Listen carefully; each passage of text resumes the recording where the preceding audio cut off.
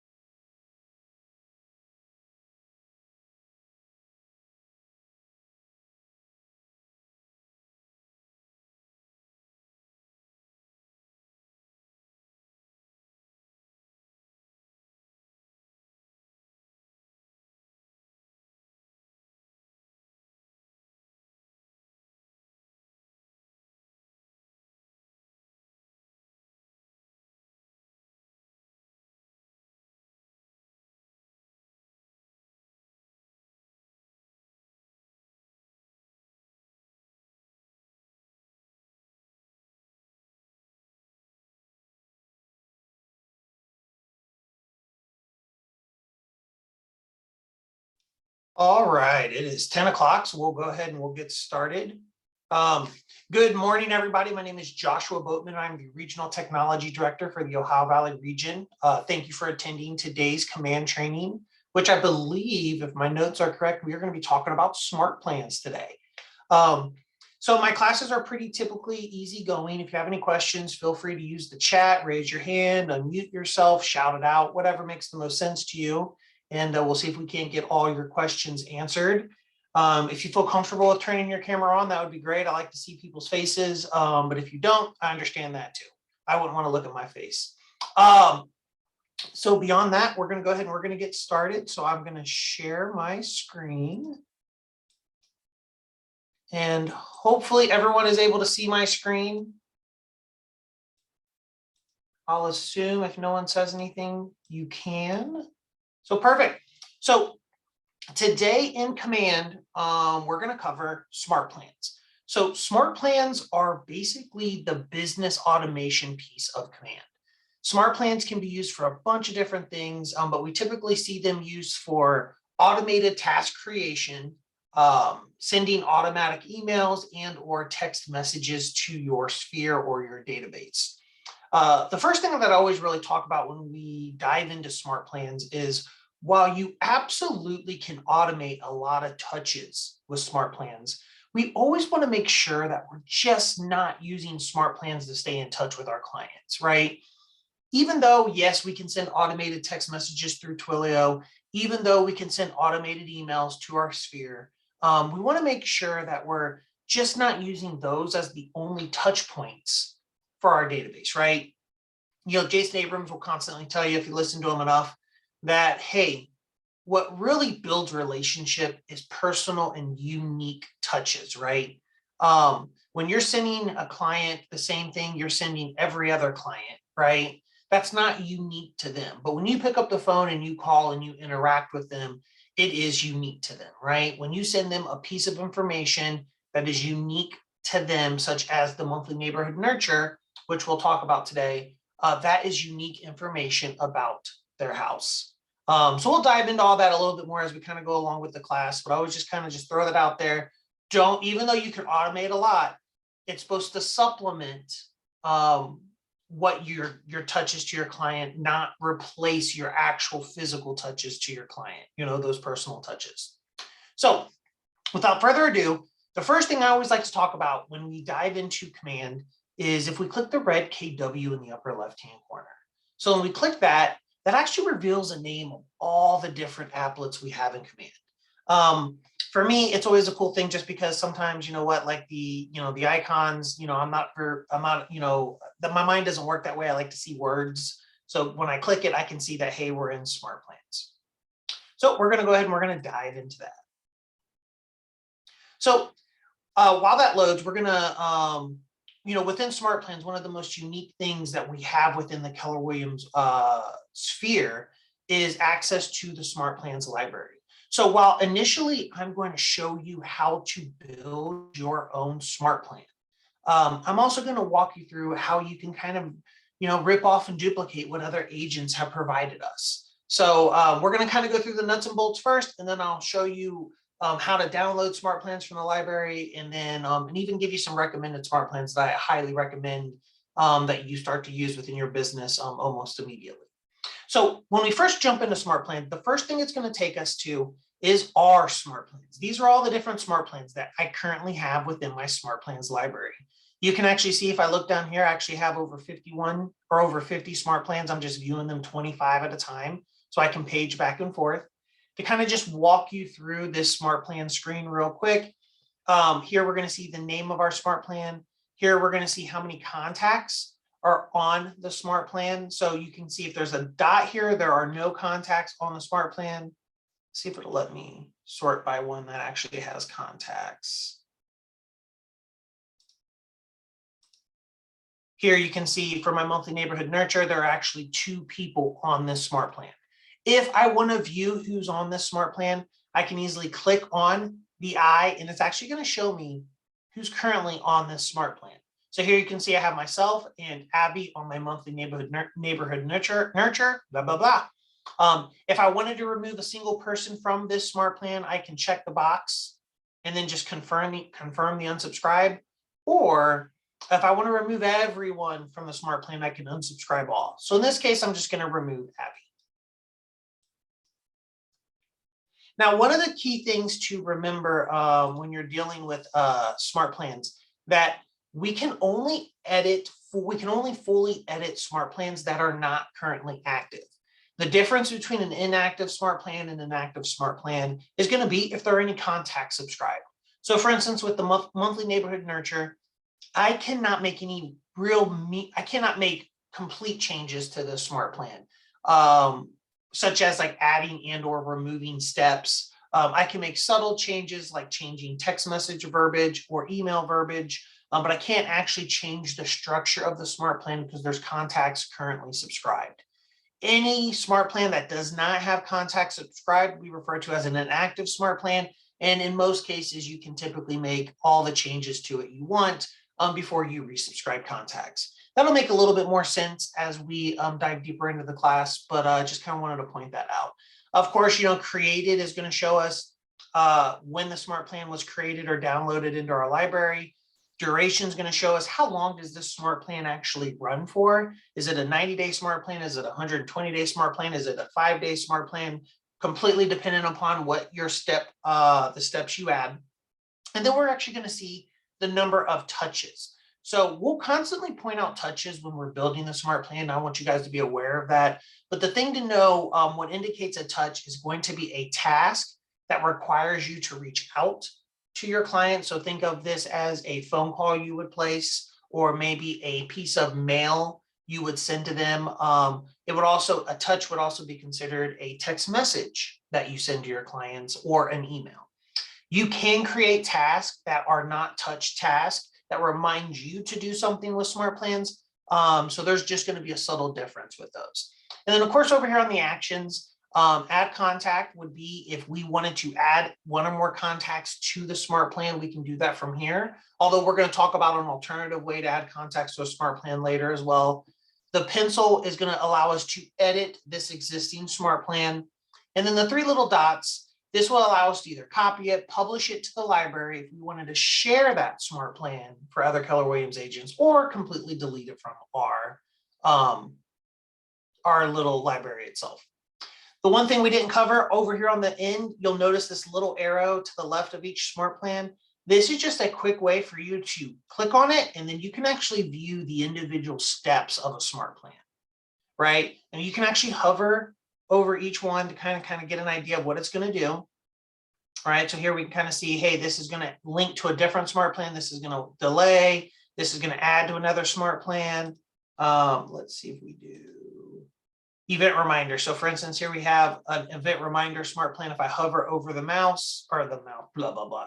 It's Thursday morning. If I hover over the email, I'm actually going to get a quick synopsis of what that email looks like, or what that task is about. So that way, without actually going in and editing the smart plan, you can kind of get a feel for, what does this one do again? I want to make sure that this is the right one before I start adding people to it, especially if you have multiple smart plans. Super simple, super easy.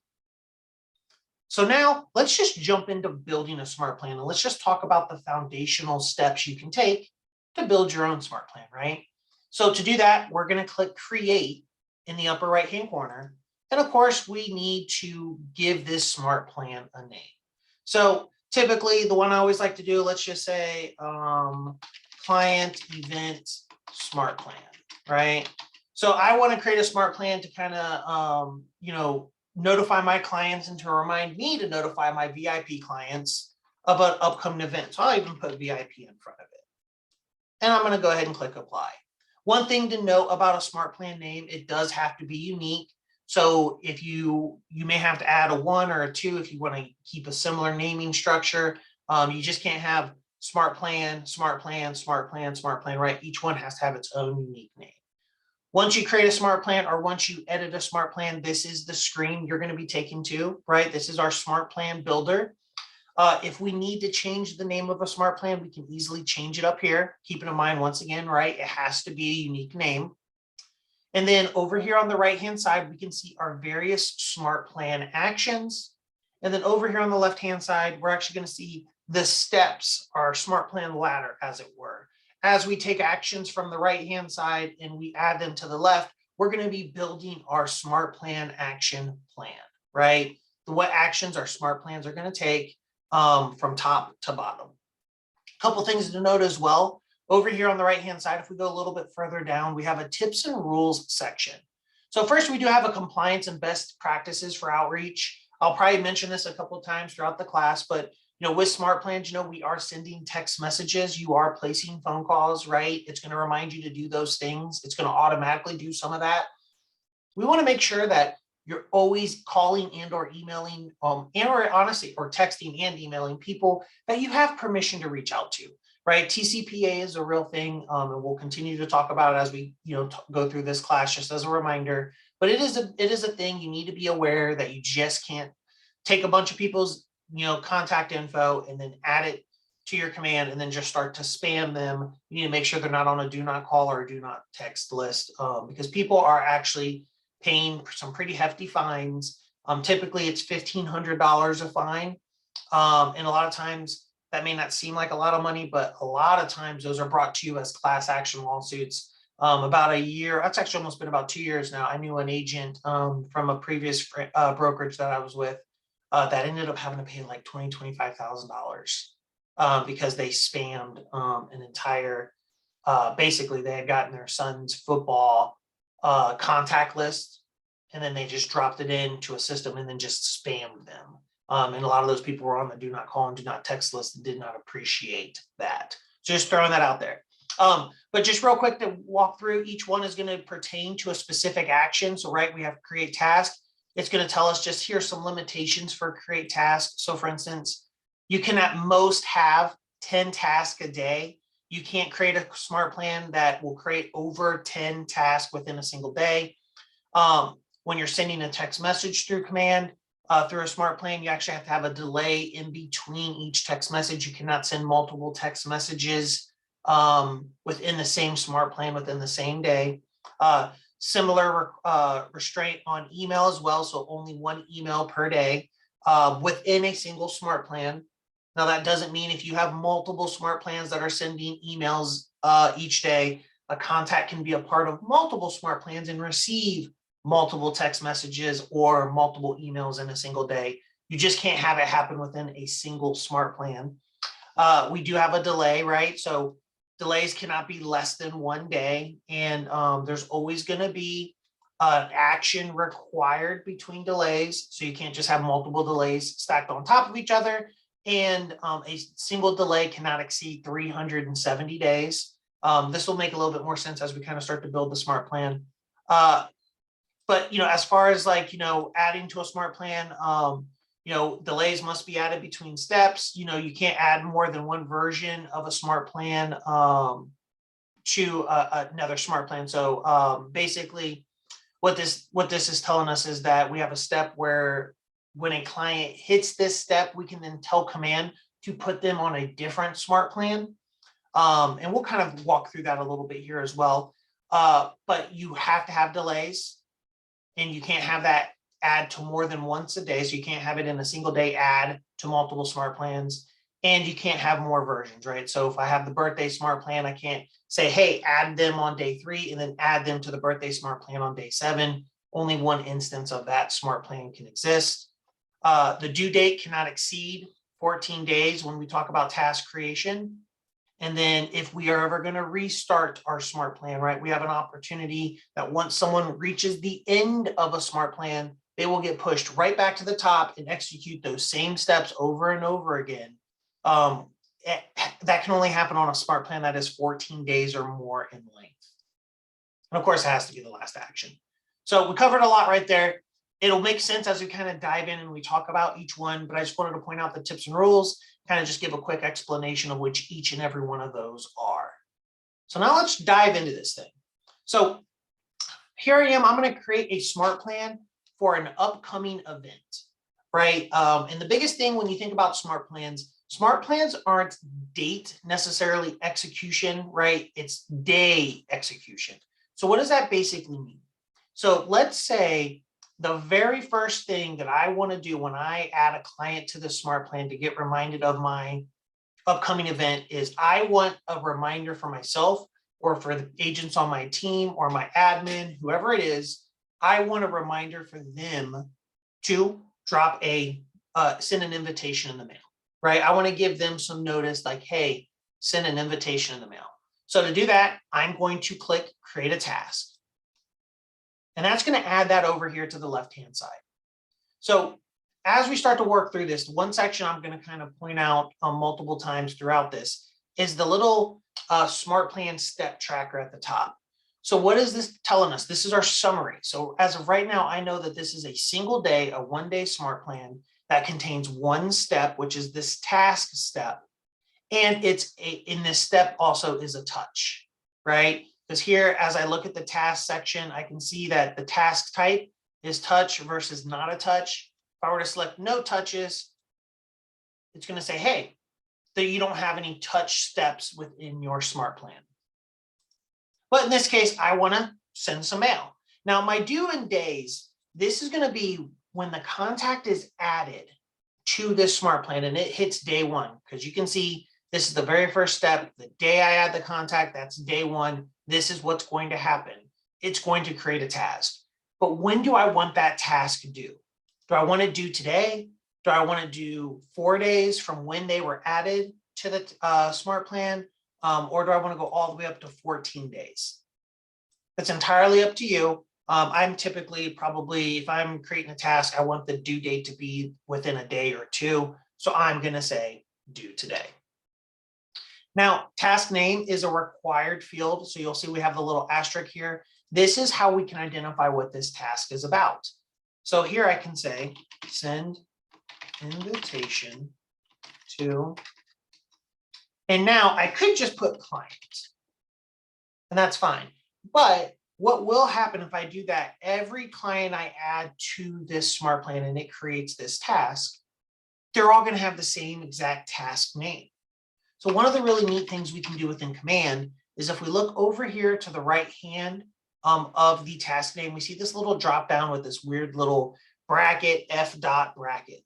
These are what we call merge fields. And what merge fields allow us to do is pull specific information from a specific contact card, in this case, the client that we add to the smart plan, to customize something about this action. So for instance, I can select contact first name, and I'm going to do a space, and then contact last name. So what this will do is when I add John Smith to this smart plan, or Mary Smith, or Betty Byer, whatever it is, right? When I add them to this smart plan, it's actually going to take their first and last name and create a custom task for them. So that way I or my admin or whoever it is, I know that, hey, I need to send an invitation to Betty Byer. I need to send an invitation to John Smith, right? So that way, at least it's just a little bit more informative. And from your perspective, as you're marking things down the list, you're like, oh man, I already sent an invitation to Betty. I already sent an invitation to John. I need to get this out to Sam or to Susie or whatever it may be. You will notice that there is a character limit for task name. Ultimately, I don't see people ever exceeding past 150 characters. Task description is just basically the same thing. It is not a required field, but this is just where you can probably be a little bit more verbose in just describing what the purpose of this task is. This is perfect if you're on a team and maybe you have an admin and your admin's creating smart plans, and then when agents are adding their contacts to it, it's creating a task, and it can just provide a little bit more light onto what the purpose of this is. Not a requirement.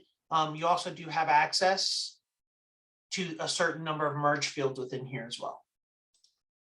The add hyperlink option. So this is a unique thing. So basically this allows us to hyperlink out to a website of some sort that within the task, the agent or the admin or you yourself can click to reference. Now, what would be the point of this? Probably the best suggestion that I have seen is, especially if you're doing like a make a call task, and we'll talk about that here in a second, but you could link to a Google Doc. You could link to some kind of unique information that maybe if it's a Google Doc, it could have a nice conversation suggestions, right? I don't think we're allowed to call them scripts anymore, but a conversation starter that if your agents or your admin or your ISA or someone is placing phone calls, whatever it is, they're placing phone calls, that they have something that they can work from to make sure that they're covering all the bases. What's cool about the idea behind that is versus putting that in the task description, if it's a link to a Google Doc, you can just update that Google Doc without actually having to edit the task. So just throwing that out there. So we've created our very first task, pretty simple, pretty easy. One thing to note, at the bottom of every action step, there are these little icons. This will allow us to move a step up and down, to completely remove a step, or if we want to save it, I can hit the little check mark to save this smart plan in its current state. I can also save it by clicking the save button in the upper right-hand corner. But it's easy enough just to hit the check mark there. And that's one of those things that I always will tell you as you're building your smart plan and you're adding each step. Once you're comfortable with what you've done with a step, There's nothing wrong with hitting that check mark to save it. Heaven forbid, your internet goes down, your power goes out, your computer crashes, whatever it is, at least you're saving your progress as you go. Pretty simple. So here we have my first step. I'm going to drop an invitation in the mail. And now let's just say I want to 3 days, 4 days go by, let's say 5 days. 5 days go by. I want to place a phone call to this contact to see if they got the invitation and just personally invite them saying, hey, John, hopefully you got my invitation. I just want to kind of just reach out and say, hey, I'm having a client appreciation event. You're a VIP client, or I think we're starting to call them forever clients. And I just really appreciate what you've done to help grow my business. And I just want to make sure you're going to be able to make it, so on and so forth, right? Simple enough, but we need to add a delay. So to do that, we're going to locate the delay action, hit the plus sign. And now you're going to notice up here at my smart plan summary, right? It's a 2-day, 2-step, 1-touch smart plan. As I increase the day count for the delay, you're going to notice it's going to set a delay, and you're going to see this rise. Bobby, great question. You cannot add a step to a smart plan once it's been active. So if a smart plan is inactive, right, there's no one on it, you cannot add and or remove steps. You can change certain steps, and we'll talk about that a little bit later if we have time, but ultimately what I mean by that is if this was an active smart plan already, I could actually come in and change the name of the task that it creates, but I could not delete or add any steps to that smart plan. So perfect. So let's just say I'm going to have it. I want a 5-day delay. So now we're on day 6, right? So this is a 6-day, 2-step, 1-touch smart plan. And then I'm going to add my make a phone call, right? So as we kind of quickly walk through this, right? It's a 6-day, 3-step, 2-touch smart plan. I drop an invitation in the mail on day 1. And this is the day of when the contact is added, right? Remember, it's not date specific, it's day specific. So I add a contact today. On day 1, it creates this task. On day 1, it then tells the smart plan to wait 5 days before on day 6 of adding that contact to that smart plan, now it creates a make a call task. And here, once again, I can sit there and say, follow up call about event 2. And once again, I can use these merge fields and I can do contact first name, contact last name. I can even, if I want, put in their contact phone within that as well. So it'll pull that primary phone number from within command into that task name. Simple enough, right? Once again, right, anything that is TCPA compliant, we have a little notice here. Just make sure you're always aware if you're allowed to place phone calls and or send text messages to people. TCPA is a real thing. Simple enough, right? Now I talk to John, whatever it is, where we have a conversation like, oh yeah, everything's great. And then let's just say I want to wait 3-4 more days. I want to then drop in another delay. So let's just say we'll go 4 more days. And now I want to send John an email about the event in 1 week. Maybe we're 1 week out on event on day 10. We're 1 week out from the event. We'll just throw something in there. And then we can type in our little email, right? And now within the smart plan email action step, we do have 2 different types of emails we can send. We can send our simple email, which is basically just your plain text, right? I can say, hey, John, or instead of putting in John, right? I see these little brackets. So I can sit there and say, hey, contact first name, because once again, this is going to pull from that contact card. So when it's John's turn on this step to send this email, it says John. When it's Susie, it says, hey, Susie, or hey, Sam, or whatever it is. Just wanted to remind you about the event in the coming week. Excited to see you there. Pretty simple, right? And then I can even put agent first name, agent last name. For good measure, I can even do team name if I'm on a team. So that way it'll then pull my information if I am the assigned owner of that contact. If you're not on a team, you're a solo agent, you could just type in your first and last name, or you can do this either or. But if you're a solo agent, you are always going to be the one that owns and is assigned to that contact. So it'll always pull your name. And of course, you can just leave off team name. Super simple. You have some very limited capabilities within the simple email type. Here we can do bold, right? We can bold some sections of it. We can change the color of some text. You know, we can include a link. We can include some bullet points if we want. We can adjust the font size. We can make this look really weird and creepy. You know, all those good things. And if we're good with it, we can just hit the check mark to save and we're done with that. But you also have the ability to click designs. And what this is going to allow you to do, this is going to allow you to go to your designs library. You know, if you've already built an email design within designs, and then you can send that email when they reach that smart plan step versus just more of the plain text email.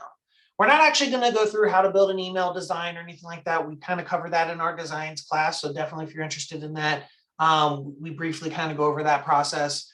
So definitely sign up and attend that one. But I just kind of want to point out that there's different ways that you can send and create your emails. The biggest difference is simple emails are basically plain text. There's no pictures. There's nothing like that.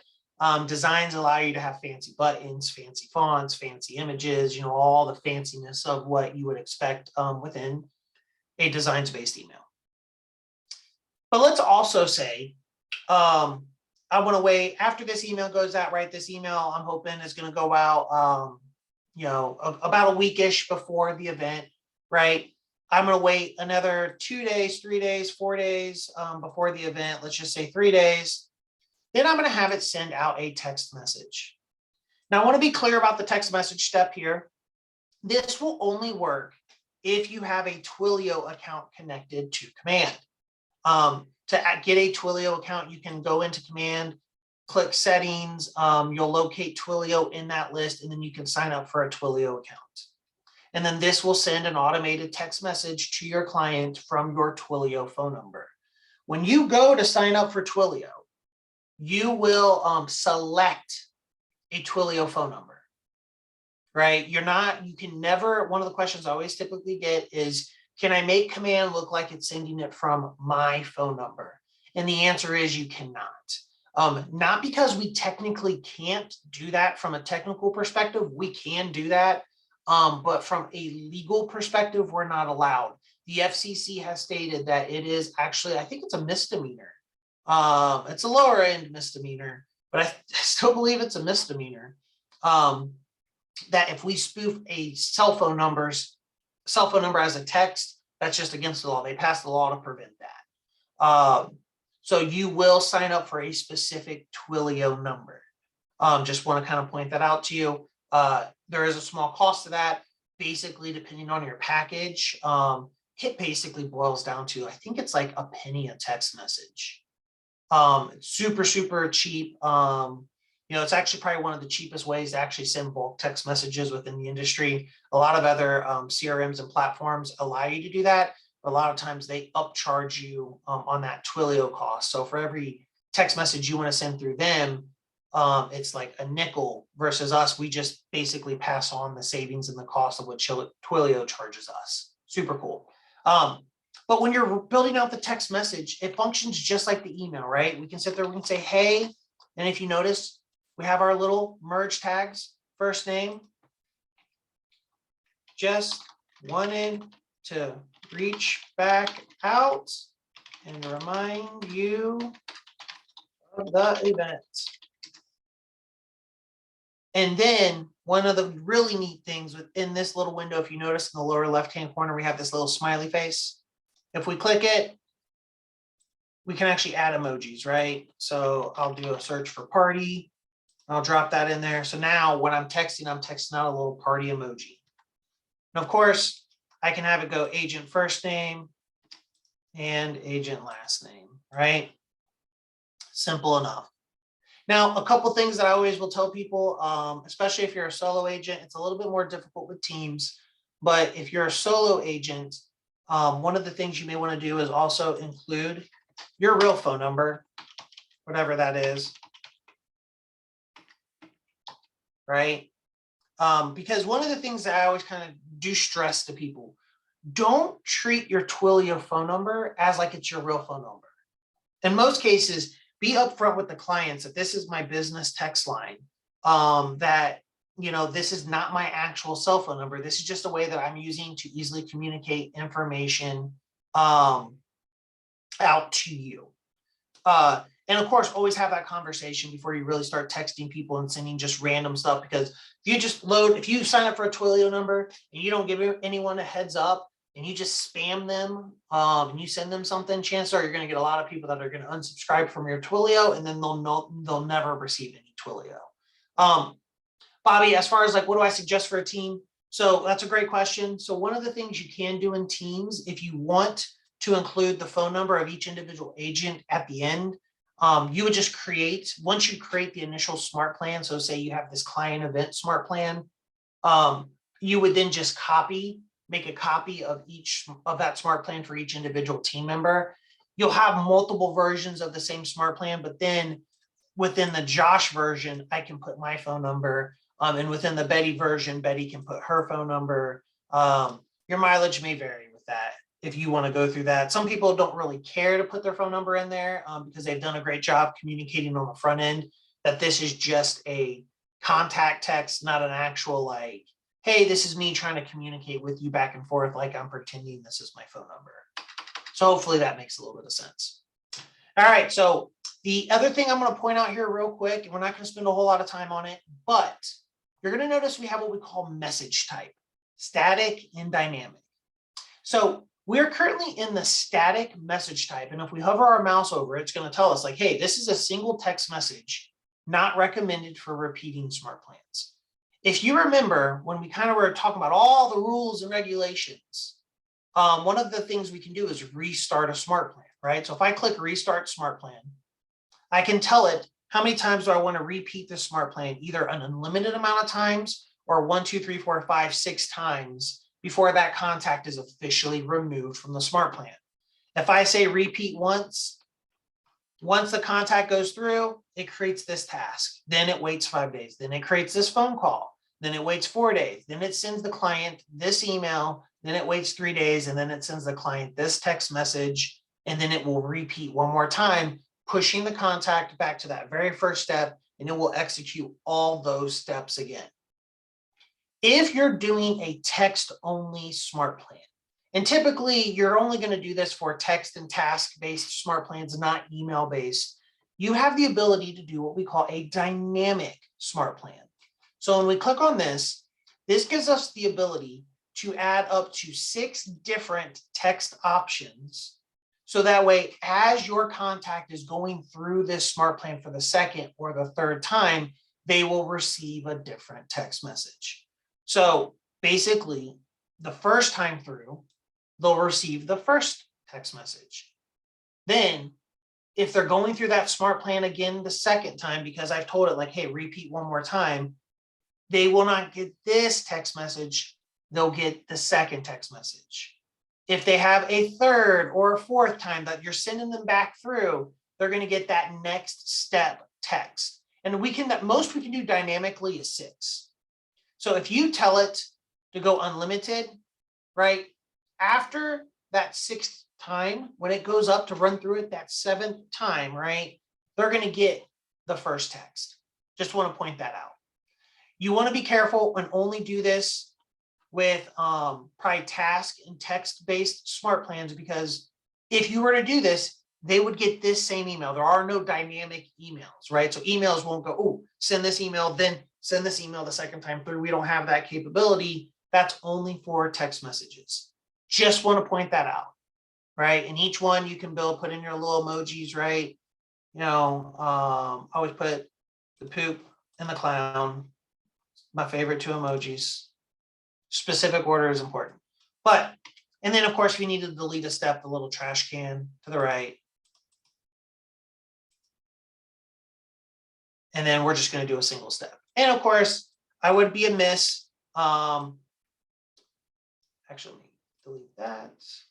Yep. And then I'll save it. And then I'd be remiss. Remember, whenever we talk about calling and or texting, you must comply with the TCPA. Always make sure that you're paying attention to the TCPA. If you have questions, contact your attorney, not me. I am not an attorney. Simple enough, right? Really, the only other smart plan we're just going to kind of throw out step that we're going to kind of show you just real quick is this add to smart plan. This is where when they reach this step, you're going to have access to your entire smart plan library of smart plans you've already built. And then this is where you can then tell them to be added to an additional smart plan. So why would you use this? What are some use cases for this? Well, you could have smart plans that link to each other. So there's a couple very popular smart plans, and we'll talk about a couple of them when we hit the smart plan library. But they, some wonderful agents have built smart plans that allow you, that they've created like generic newsletters for you to send out to your clients, right? One quarter links to a second quarter, links to a third quarter, links to a fourth quarter, so on and so forth, right? It allows you to do that. You could also build a smart plan that, if you want to automatically add someone to a monthly neighborhood nurture, but you also want to have that phone call and or that text message before and after when they get added, so you can follow up to make sure that they got it, to talk about it, whatever it is, you could have that be a step as well. So just want to throw that out there. We'll go ahead and we'll remove that. And then if we're good with our smart plan, we can hit save. Now, the one thing we haven't talked about on this screen is this trigger event. So this is actually kind of cool. When we have one or more smart plan steps added, we have to have a step added first and then save it. We now have the ability to add a smart plan trigger. Now, what does that basically mean? This means that I can associate a specific contact tag from my contact library with this smart plan. So let's just say I'm going to select dinosaur. Who doesn't like dinosaurs? Name your favorite dinosaur. If you say Tyrannosaurus Rex, you need to expand your horizons. I'm just going to be honest. But anyways, what this does is two things. It allows me to associate a tag with a specific smart plan. So that way, whenever I add this tag, dinosaur, to a client, they're automatically added to this smart plan. So if I'm tagging my database and then I'm also adding them to a smart plan, I can kind of kill a bird, two birds with one stone, as they say. I tag them as dinosaur and it automatically adds them to the smart plan. What this does not do, though, anyone who currently has the dinosaur tag, they aren't automatically added to this smart plan. This is a going forward trigger, right? Anytime I add someone, dinosaur tag, they get added to this smart plan. In that same regard, if I remove the dinosaur tag from that contact within the contacts applet, it does not remove them from this smart plan. It does not unsubscribe them. Why would you want to use a contact tag trigger? Yeah, it is a pretty cool thing, Bobby. I think it's really helpful because this is what I think is important. As you have different smart plans that run, maybe you're going to use the quarterly call smart plan or the monthly neighborhood nurture smart plan, which is a great one. I would add people to the monthly neighborhood nurture based upon the tag. So that way you can see who's on the neighborhood nurture quickly and easily within your contacts versus not, right? Because I can filter by tags super easy. I don't have that same ability within contacts to filter by smart plan to see who's on a particular smart plan or not. I can do some digging and I can click on the smart plan little eyeball we talked about earlier and I can see everyone. Or if I dive into their contact card within contacts, I can see what smart plans they're on. But by using tags and using those tag triggers to add people to smart plans, I can see who is on what smart plan, right? great opportunity, especially as you think about how valuable the monthly neighborhood nurture is, that I can use that to identify who I need to reach out to and have a conversation, because maybe I don't know their neighborhood, or I don't have their ideal neighborhood, or I want to have a conversation with them before I do it. Because I don't ever just want to start sending emails to people without their permission or giving them an understanding of why they're getting this email, because that's the quickest way to get someone to unsubscribe. So I just want to throw that out there. You can have up to 10 different tags trigger the same smart plan. So in addition to dinosaur, I could also have brewery, right? So now if I add either the dinosaur or the brewery tag,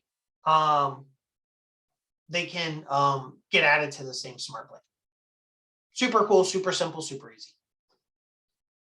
Any questions about building a smart plan? Anything that we've covered up until this point before I move on?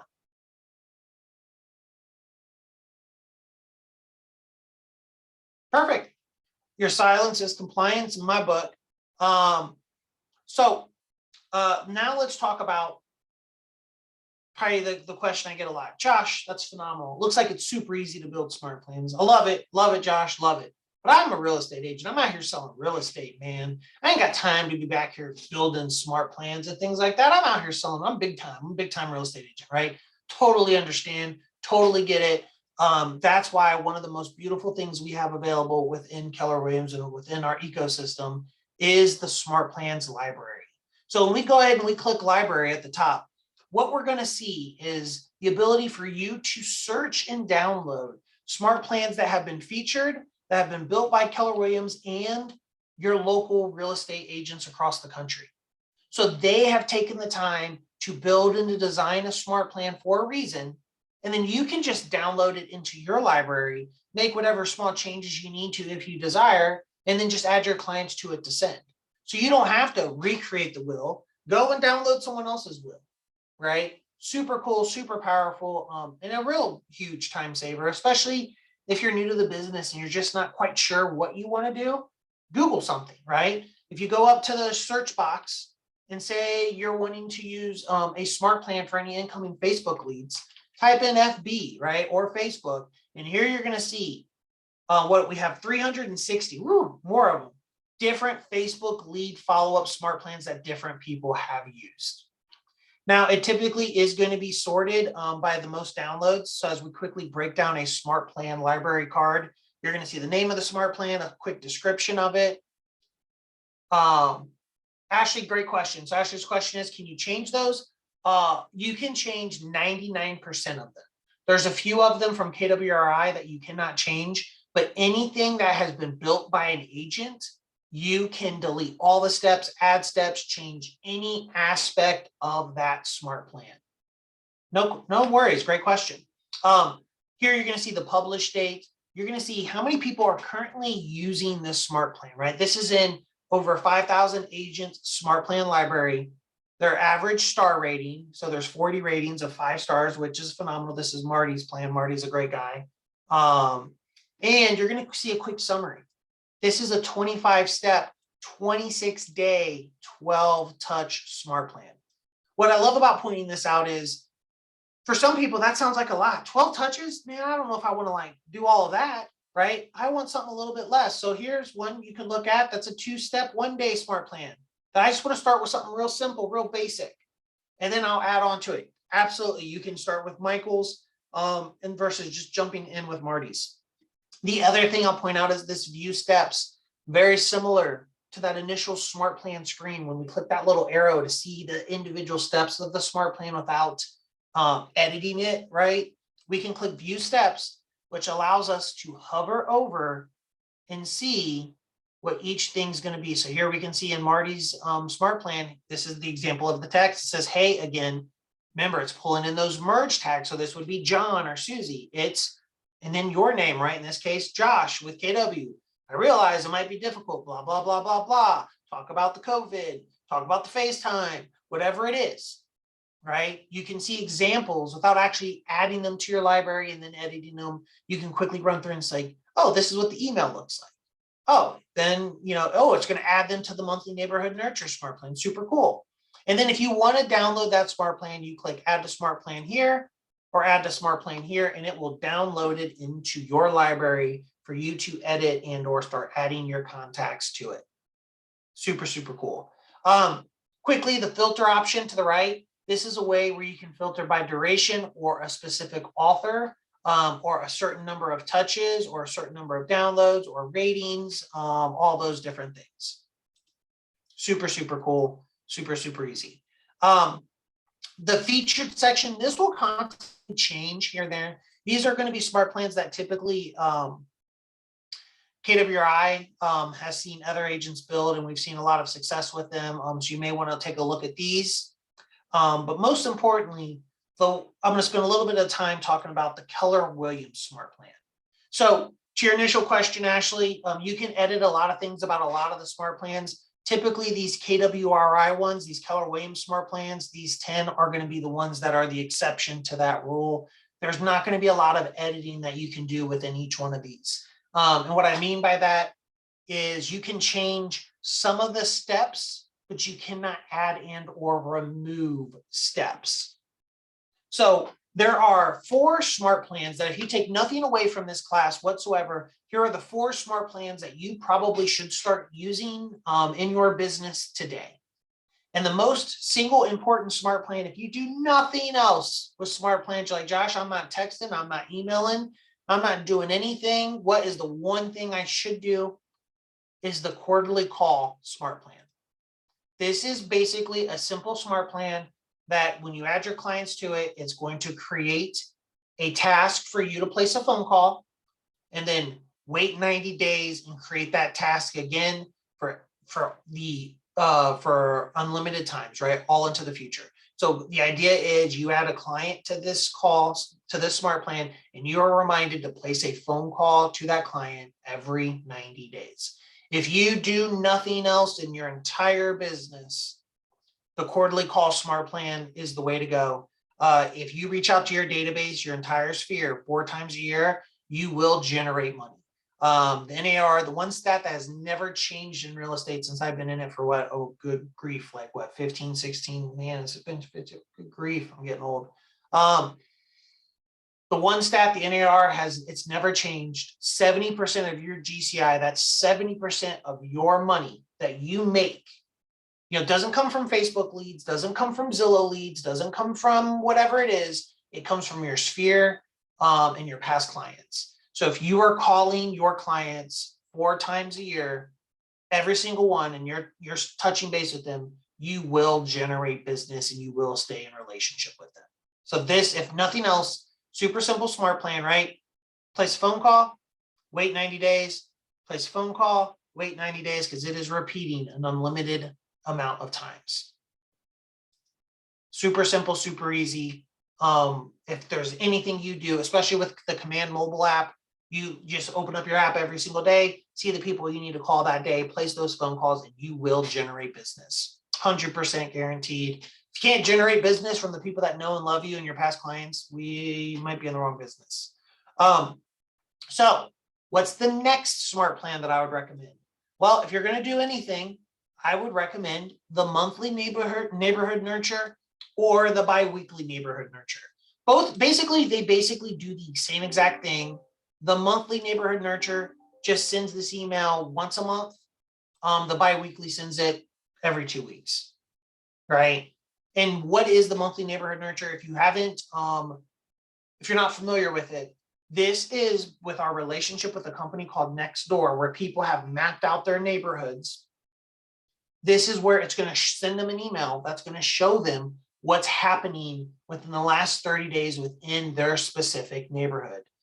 Something that I didn't realize until I started working at Keller Williams. Every area has a neighborhood. Some places are Westbrook, and some are called Sunny Farms. Some places are called, you know, Twin Peaks, and some places are called Sunshine Acres, and all this insanity that you real estate agents kind of like know all these neighborhood names, which is insane to me. But this is that hyper local information.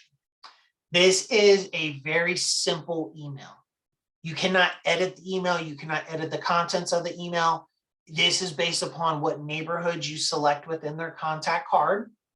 And we typically will talk about this within our contacts training. but we typically train to selecting four neighborhoods per,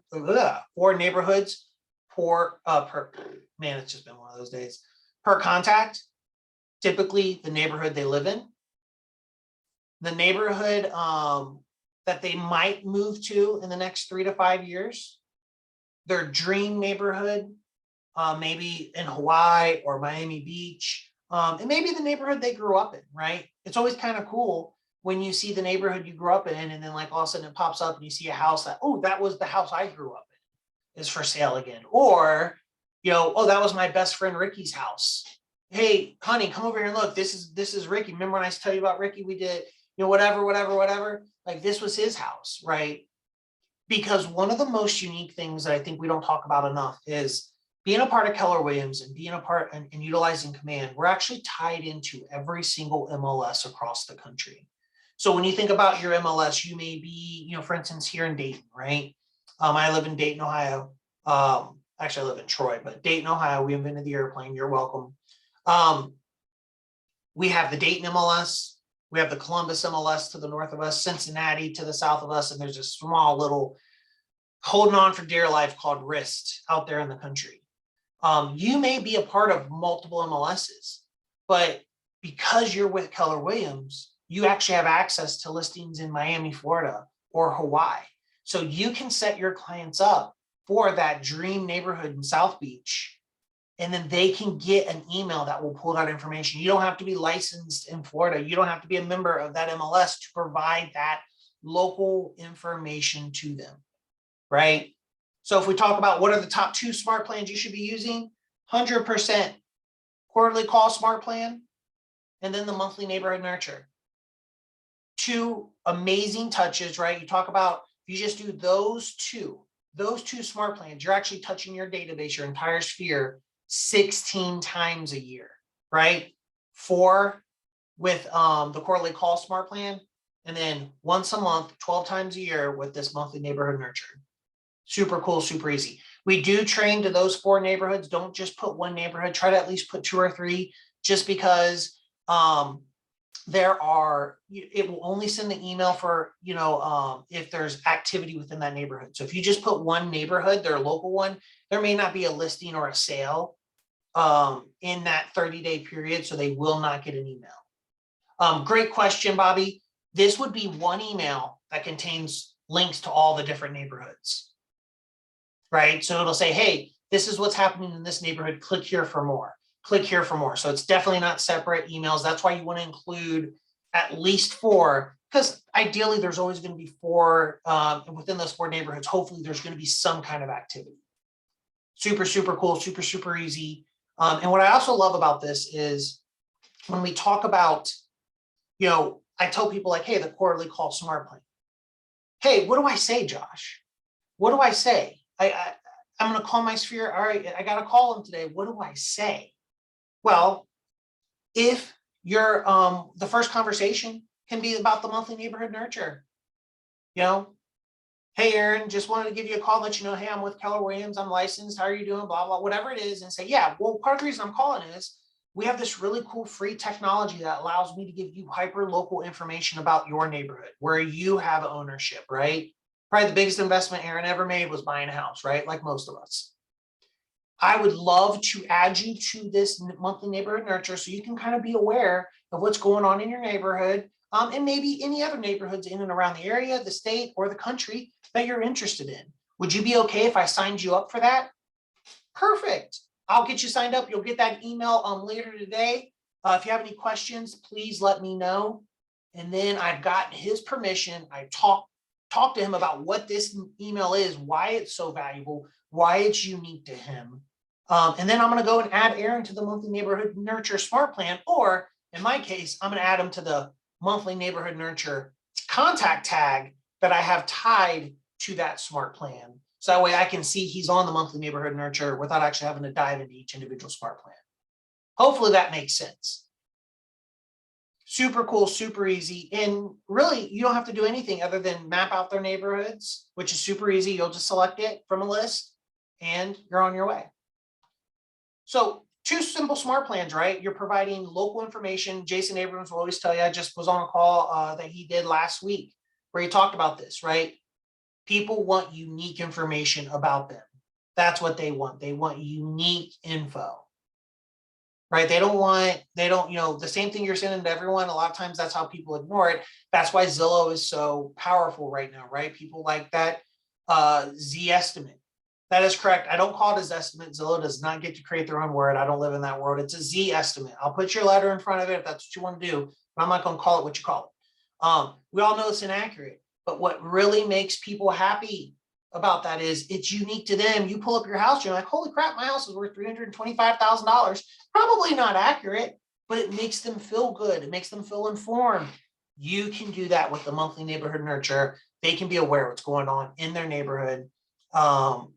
Great thing to do as a closing gift. If they're not already signed up, when they close, make that part of your process, sign them up for the monthly neighborhood nurture so that they can be aware of what's going on in their neighborhood or their parents' neighborhood. If they're a parent, maybe their kids' neighborhood, right? Or whatever it is, or their grandparents' neighborhood. Take advantage of it. One last note about it. There is no limit to the number of neighborhoods you can add, but I typically don't go above 10 just because the email gets a little unwieldy and it's just a lot. I would never go above 10. Perfect. So two smart plans down, two more to go real quick. Luckily, these are pretty easy. The next two that I would recommend is going to be the birthday smart plan and the home anniversary smart plan. If you can only pick one, I would probably pick the birthday because everyone has a birthday. Not everyone has a home anniversary. The birthday smart plan is super cool. This will tie to the birthday contact field within the contact card. So if you know your client's birthday, we don't necessarily care about the year. It's just the date and the month. Mine was just recent, March 15th. You can still send me Chick-fil-A belated birthday cards.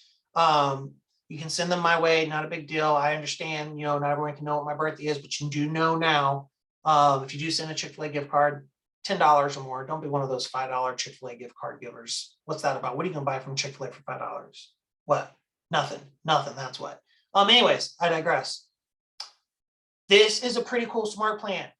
So what exactly? Nothing. You ain't buying nothing for $5. Although, you know what? I mean, I would just get some fries. I will eat those potato waffle fries all the time. But anyways, got to get that barbecue or the buffalo sauce to dip them in. Everyone's like Chick-fil-A sauce. Got to get that buffalo sauce and dip them in. Anyways, so look at this smart plan, right? This is a 6-day, 6-step, 4-touch smart plan. Holy crap, this is for their birthday, right? This is what I love about it. 6 days before their or before their birthday, it will automatically create a task that tells you to send them a handwritten birthday note for their, card for their birthday. Drop in a little, Chick-fil-A gift card, Subway gift card, Amazon gift card, whatever it is. Then it will wait 4 days. And the day before their birthday, you're going to get a task to place a phone call to them. And then it's going to wait a day. And then it's going to give you a task to post on their social media. And then it will send an automated text message that same day as well on their birthday to send them a greeting. This is a lot, right? This is 6 days. A lot of people, the first thing I always get from agents like, man, I don't want to do all that, Josh. Can't I just have it send an automated text message on their birthday? Sure, if you want. But here's the thing to keep in mind. Facebook has cheapened the birthday greeting. How many of you wake up each day, it's someone's birthday on Facebook, you didn't even know it was their birthday at this point, and you just go in there and you type in happy birthday and post it, right? How many people do that? Right? A lot of people, we've cheapened the birthday. What this smart plan does is this allows you to really build that personal touch. They're going to get something in the mail. And then right around the time that they're going to get something in the mail, they're going to get a phone call from you. And then the next day on their birthday, you post on their social media and then you send them a text message. That's 4 touches for one event, a pretty important event in most people's life, right? So if you're with me now, using this smart plan, in addition to the quarterly call smart plan, in addition to the monthly neighborhood nurture, what are we at? We're at 20 touches for the year. This is 20 touches over 3 smart plans. Super cool, super simple, and purposeful touches. And then the home anniversary is very similar to the birthday. It's just not as involved. 6 days before their home anniversary, it just says drop a card or a letter in the mail saying, hey, happy home anniversary. Can't believe it's been 5 years, 10 years, 12 years since you bought Sesame Street. And then the day of, you place a phone call to wish them a happy home anniversary. That's 2 touches, right? So where are we at? I think that's what, 22 touches. So if we look at that within 4 smart plans, yeah, it's not a 36 touch, it's not a client event, it's not any of those, but within those 4 smart plans, if you use those 4 smart plans and you put that information in and you follow through diligently, that's 22 purposeful touches, unique touches you're making to your sphere. It's phenomenal, right? Send them a calendar if you want. Send them a generic newsletter if you want. Add on to those touches, that's great. But these 4 smart plans, these are purposeful personal touches that you're making, celebrating them. And what's great about every single one of these touches, it's not about selling real estate at all. It's about building relationships, staying in relationship with them so you can continue to be not just the real estate agent for life, but a friend, right? And that's ultimately what we're trying to do here, is be in relationship with people. Super simple, super easy. I know we're a little bit over, so I'm going to quickly run through one thing that I want to point out.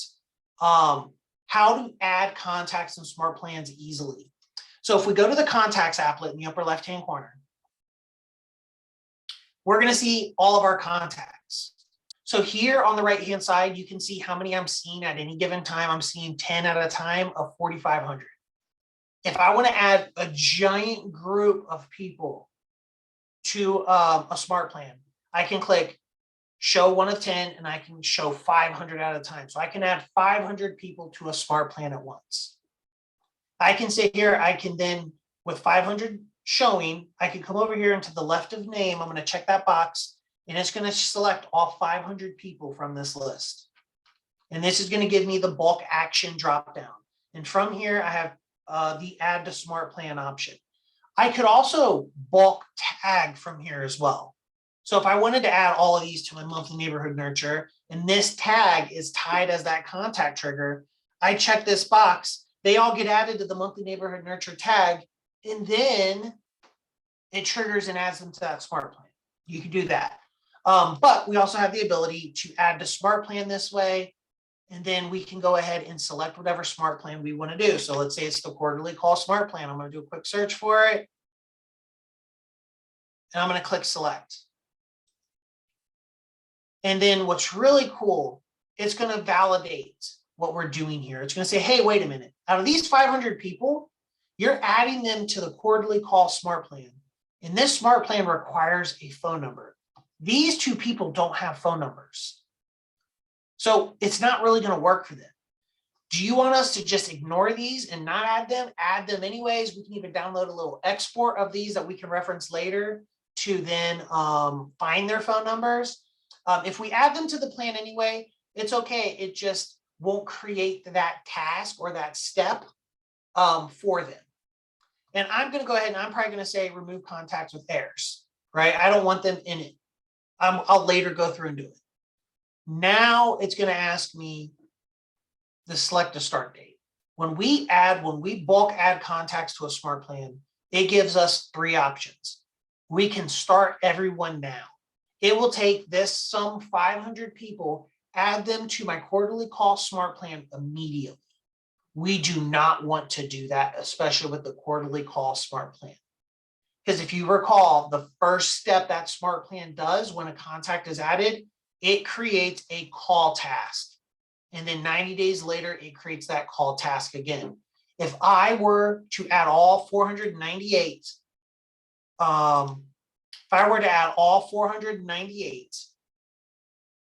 it would create 498 call tasks today. I don't know about you. If I'd look at that, task list and like, yeah, I'm not doing that. That's too much. That's too overwhelming. I can't call it. That's just, it's endless. So I don't want to do that. I also have the ability to start them on a future date. So this is kind of a cool thing. We talked earlier about building that event smart plan, right? I built this thing out. I know that this smart plan is going to run 14 days before the event. I could build that smart plan, start adding my contacts and say, hey, I'm going to select the date that's 14 days before the start of the event, right? So going forward, I don't have to remember to add them 14 days ahead of time. I can select this group, filter it by tag, whatever it is, my VIP clients, and then select a date in the future. That command will then automatically add them all to that smart plan. So it creates those tasks, those phone calls, those emails, whatever it is, in the appropriate time frame. Hopefully that makes sense. But once again, for the quarterly call smart plan, I don't want to do that. It just means on April 15th, it's going to create all 498 tasks. I don't want to do that. I now have the ability to stagger start over the next few days. This is what I want to do with smart plans that create tasks. So here, what I'm telling Command is out of these 498, I want you to add 5 contacts to that smart plan per day until X amount of days until you add all 498. So what's beautiful about this, with these 500 contacts, I will only have 5 call tasks today, then 5 new call tasks tomorrow, 5 new call tasks the next day, and then it will repeat, right? Then that way, 90 days from now, it's only going to create, for these 5 contacts that added today, they'll only create those call tasks for those 5 contacts. So that way I'm not overwhelming. Now, if you have a huge database and you have 5,000 people and you're thinking you're going to call all 5,000 people 4 times a year at 5 people a day, the math doesn't equate. So be cautious with who you're actually putting in here. You may, if you're on a team, you have a large database, you may separate the team. You may only, if you're a rainmaker, you may only call certain people, your VIP clients, and then maybe you have a team member that calls other people, however you want to do it, right? But what's great about this is you can stagger this over however many days per contacts you want to call. The thing you just have to keep in mind is you just need to be diligent. Every single day you're getting up and you're placing those phone calls. Just wanted to point that out. Didn't want you all to download the quarterly call smart plan, start adding a bunch of people, and all of a sudden you have all these tasks. You're like, Josh, I'm not doing this. So that, for the most part, is Smart Plans 101.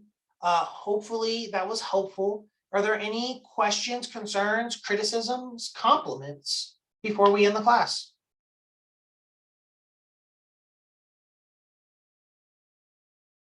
Well, good. I'll take that as absolutely, Bobby. So we actually, you know what, that's a great question. We are planning on doing some more team training, but if you want to reach out to me specifically, we can definitely set something up. Oh, hold on. It always takes the J away from my name. Go ahead and email me and we'll definitely get something scheduled. Thank you guys for your time. This has been recorded and it will get posted to our YouTube channel. If you have any questions, feel free to go back and reference it, and we'll see you next time, and have a great rest of your week. Take care.